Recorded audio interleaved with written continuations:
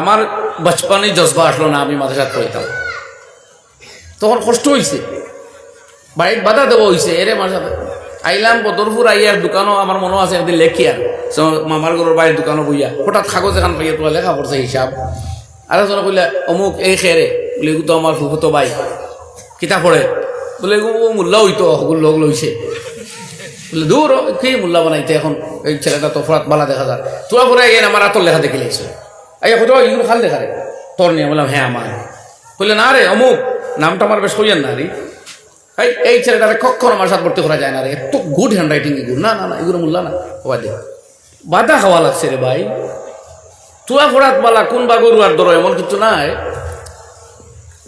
কিন্তু ক্লাসও 1 নম্বর ভাই মার সাথে এতে বাধা হওয়ার এখানে এবার নাই ভবিষ্যৎ নাই মানুষে কইছেন। তখন তো সরকারি মাদ্রাসাও আসলো, আমরা সরকারি মাদ্রাসাত গেছি বুঝ দিছি বলে এটা সরকারি মাদ্রাসা সার্টিফিকেটও ভাই চাকরি নকরি হইলে হইতে পারে ওটা বুঝ দিয়ে হগরে আওয়া লাগছে বুঝুন জানি মা যাও কে 1-2 জন নে হেল্প করছেন বুঝুন না বা যাও গিয়া অলাইনে দুনিয়াও ভাইব আখেরাতো ভাইব সম্মানও ভাইব অত হইব ও যারা কইসলা ওরার মাথার মনে আছে আবো কইর আল্লাহ তাআলার বালা হোক। আই যদি আপনার বাচ্চা ইজ্জত পায় এই সমাজ আলেম হইয়া হাফিজ হইয়া তে কামিং জেনারেশনে গো এই লাইনে আইতে আপনি উৎসাহ দিতা পারবা না। আর এ যদি আলিম হাফিজ হইয়া খালি ঘরে ঘরে আটা লাগে আর ঘরে ঘরে দৌড়ানি লাগে কষ্টও করা লাগে তে আগামী জেনারেশনে উৎসাহ পাইব নি আপনারা হকুয়া তোরা মাতক না ভাই। তবে হ্যাঁ ওখানে ইয়াদ রাখুন জানি দিনের খাতিরে ঘরে ঘরে যাওয়া সান্দাত যাওয়া ব্যাগ লইয়া যাওয়া আল্লাহর নবীর সুন্নাত কইন সুবহানাল্লাহ, এটা কোনো দূষণীয় নাই, এটা কোনো আইব নাই, কোনো ত্রুটি বিচ্যুতি নাই। আমার মনে আছে আমার মাদ্রাসা এগুলা প্রভিন্সিয়ালাইজ 2 বার আগে বহুত দিন দেখাইতাম আমার ড্রাইভিং লাইসেন্স আসলো পকেটে বার করে দেখাইছে কইছি অত একবারে বেকার বুঝবাই না খাই তোমার তারিকা চাকরি বাদ দিলে ইনশাল্লাহ ড্রাইভারি করে খাইতাম পারবো রুয়ার উইতরা বাইয়ে এত কইলে আর ভাই তা কেয়ার হতো করি বলে অত বলে মনে করে লাগলে তোমার তাই কম পারতাম না বলে দোয়াই আল্লাহ রোজু জোড়া এই ভাই আর লাম্বা না আপনার হাতে লাইনে আছেন ভাই তা আমরা আর বেকার মারি আলাম নাই। আমার হজরতে কইতা তাই একদিন আমার পীর ও মুর্শিদ হজরত আমির শরীয়ত রাঙ্গাউটি নব্বর আল্লাহ উমার কাদাম ফরমাইছেন একদিন যে তাদের খেত বাদ দিয়ে আল্লাহ রুয়াউলির একজনকে কইছেন একদিন বাজ্যে দূরিয়া লাগছিল রুয়ার আপনার আগলাইয়া গুটি আগলাইয়া বাদ দেওয়ার বাক্কা 6 বছর বাদে কইছেন চূড়ান্ত হামলা যেন রুয়ার স্পিডে রুইতা পারেন হ্যান লগইয়া মারিয়া উঠিছেন করে করছেন না। তো আমরা মিয়া সাহেব যেগুলো কিতাব লইয়া বই আর বুড়ি আপনি বুঝবেন যে অন্য কোনো কামও পারতাম না সকলতা পারবো ইনশাআল্লাহ।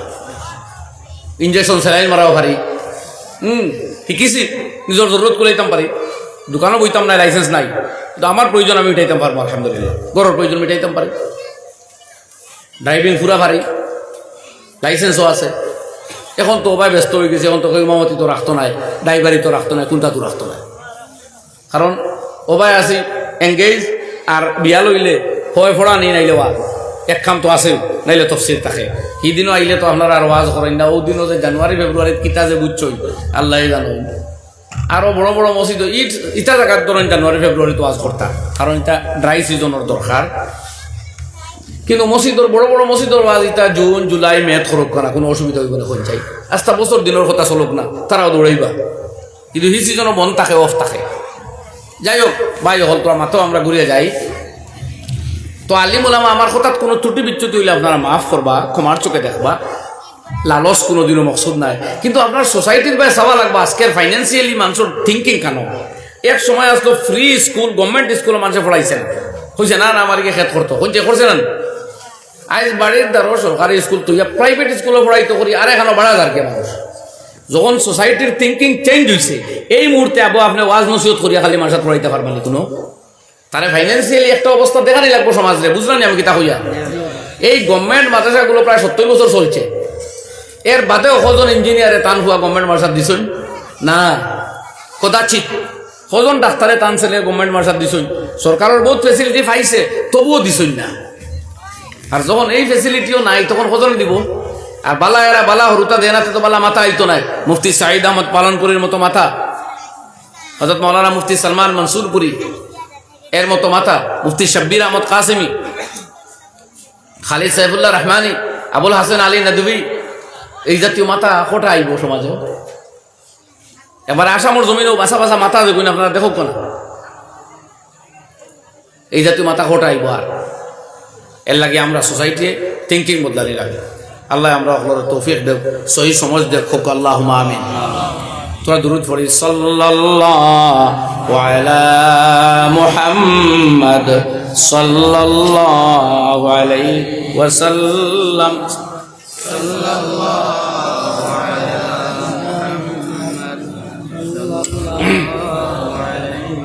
সাল্লাল্লাহু আলা মুহাম্মদ সাল্লাল্লাহু আলাইহি। তো আওয়াজ বুলন্দ করিয়া মহব্বতে পড়ি আমরা, সাল্লাল্লাহু আলা।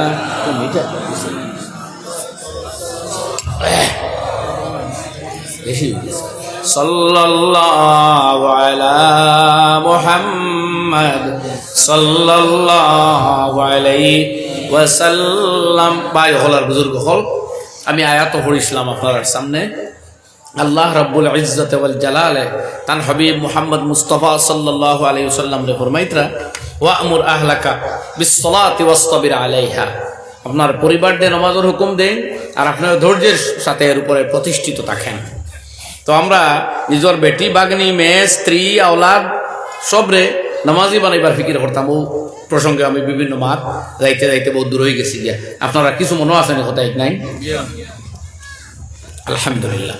তো আমরা পরিবার সম্পর্কে সচেতন থাকতাম। এই সম্বন্ধে আরো বহুত কথা আমার যেহেন আর বলে আমি অ্যাভয়েড করি। আর এখন যে আমরা বহুত মানুষে আওলাদর ভাই খেয়াল করি না। একবারে আওলাদ যদি স্কুলও যায় তাই গেলে বাবাই যদি ওখান থেকে জিগাই, মা আজকে জোর নামাজ পড়ছিলেন, তে মেয়ের তলব ফায়দা হয়ে যাব।